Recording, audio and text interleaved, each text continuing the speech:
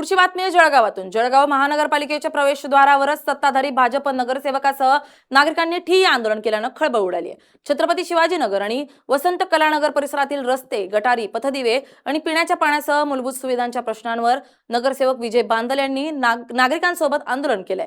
रस्ते आणि गटारींची दुरवस्था झाली असून प्रशासन दुर्लक्ष करत असल्याचा आरोप नागरिकांनी केलाय।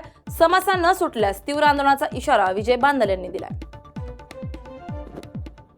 नगरातील स्थानिक रहिवासी यांनी आज मूलभूत सुविधासाठी या ठिकाणी महानगरपालिकेच्या प्रवेशद्वारासमोर एक जोरदार आंदोलन केले।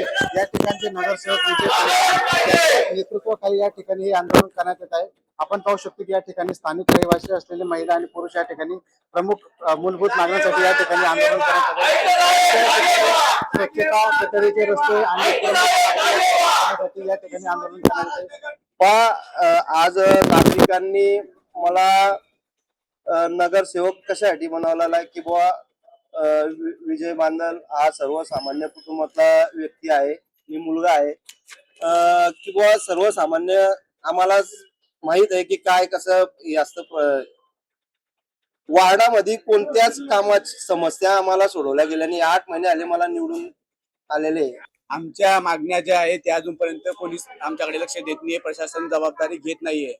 आम्हाला जे लाभले नगरसेवक आहे ते नगरसेवक नसून आमच्यासाठी आमचा हक्काचा माणूस आहे। त्यांची तळमळ आमच्यासाठी भरपूर चालू आहे, पण त्याचा देखील कुठेच उपयोग होत नाहीये।